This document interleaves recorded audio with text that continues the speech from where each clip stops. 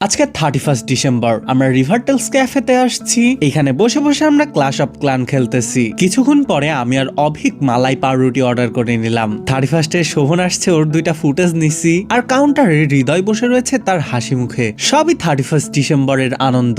দেখতে দেখতে নতুন বছর চলে আসলো। আমি সীমান্ত সিয়াম স্বপ্নে আসছি। স্বপ্নের থেকে প্যারাগনের উইংস নিছি। কিছুক্ষণ পরে আমাদের পার্টি। আমরা এখন অভিকের বাসায়, রেদোয়ানও চলে আসছে। অভিক এইদিকে আমরা যে চিকেন উইংস আনছিলাম সেটা ভাজতেছে। ও আজকে 31 উপলক্ষে বিরিয়ানি বানাইছে।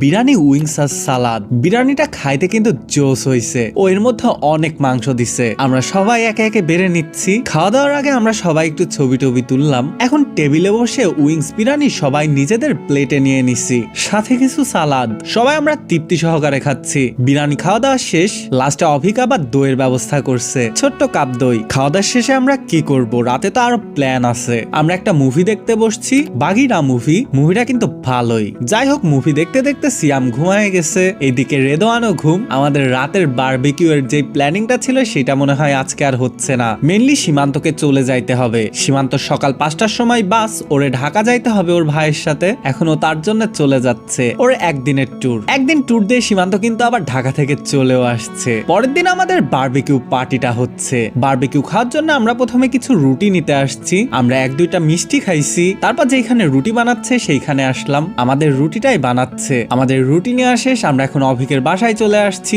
অভিক বারবিকিউ আগের থেকেই মাখায় রাখছে, ফ্রিজে ছিল। আজকে একদিন আমরা বারবিকিউ এর নেট, কেরোসিন সবই নিয়ে আসছি। আর আসার সময় আবার নিচ থেকে আমরা 12টা ইট তুলে আনছি। অভিক বলছে নতুন বছরে আমরা নতুন ইটে বারবিকিউ করে খাবো। অভিক এখন ইটগুলা সাজাচ্ছে। তারপর আমরা যে নেটটা আনছিলাম ওইটাকে সোজা করতেছি। নেট সোজা করা হয়ে গেছে। এখন নেট দিয়ে মাপ নিয়ে নিচ্ছে চুলাটা কোন সাইজের হবে। চুলার সাইজটা নেওয়া হয়ে গেছে, একদম সুন্দর একটা মাপ। সিয়াম ওইদিকে নেটে তেল লাগাইতে লাগাইতে সীমান্ত ওইদিকে চুলা রেডি করে দিছে। কয়লার ভিতরে তেল ঢালতেছে, এরপর আগুন জ্বালায় দিল। কি সুন্দর একটা আগুন জ্বলতেছে। কয়লাটা ধরে গেলেই হয়ে যাবে। কয়লা এইদিকে মোটামুটি ধরে গেছে। ওইদিকে নেটটা লাগাই দিছে, ফ্যানও চালু করছে। অভিক এখন আস্তে আস্তে মুরগিগুলা দিয়ে দিচ্ছে। 1-2টা করে অভিক সবগুলা মুরগি দিয়ে দিল। বাতাস দিয়ে এখন আগুনের হিট দিচ্ছে। কিছুক্ষণ পর পর উল্টানো আর তেল লাগানো, সেই সুন্দর একটা ধোয়া উঠতেছে। সীমান্ত একটা আগুন জ্বালায় দিল ছবি তোলার জন্য। আমাদের বারবিকিউটা তৈরি হয়ে গেছে। রেদওয়ানের এখন ফুটেজ নিচ্ছি আমরা।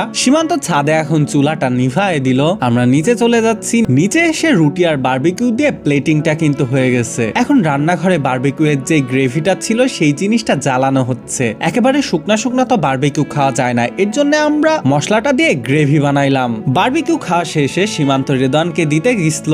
রেদওয়ান আজকে আমাদের সাথে থাকবে না। আমি, সীমান্ত, সিয়াম আর অভিক আজকে একসাথে থাকবো। সীমান্ত এসে বলল চা খাইতে মন করছে। তাই আমরা রাত 1-1:30টার দিকে এই কঠিন শীতে বের হয়ে পড়লাম। বের হয়ে সীমান্তর বাসায় আসছি। ওর পাওয়ার ব্যাংকটা লাগবে, তার জন্য আসছে। এখান থেকে আমরা চলে আসছি বাস স্ট্যান্ডে। সিয়াম আমাদেরকে কিটক্যাট খাওয়াইলো। তারপর আমরা চিন্তা করলাম রাতে নাস্তার জন্য কিছু ফল টল নিয়ে গেলে একটা সালাদ বানানো যাবে। আমরা কিছু ফল নিয়ে বাসায় আসছি। সীমান্ত ওইদিকে কাটাকাটি করতেছে। সিয়াম আরো একটা চকলেট দিছে খাওয়ার জন্য। আমরা সালাদের জন্য নিয়ে নিছি আপেল, আঙ্গুর, কলা, কমলা, মালটা আর পেয়ারা। সীমান্ত কিন্তু খুব সুন্দর একটা সালাদ বানায় আনছে। ফলমূল কেটে বিট লবণের স্বাদটা কিন্তু সেই জোস লাগতেছে। নতুন বছরের কিন্তু সেই সুন্দর একটা শুরু। টাটা, আল্লাহ হাফেজ। দেখা হবে পরের কোনো ভিডিওতে।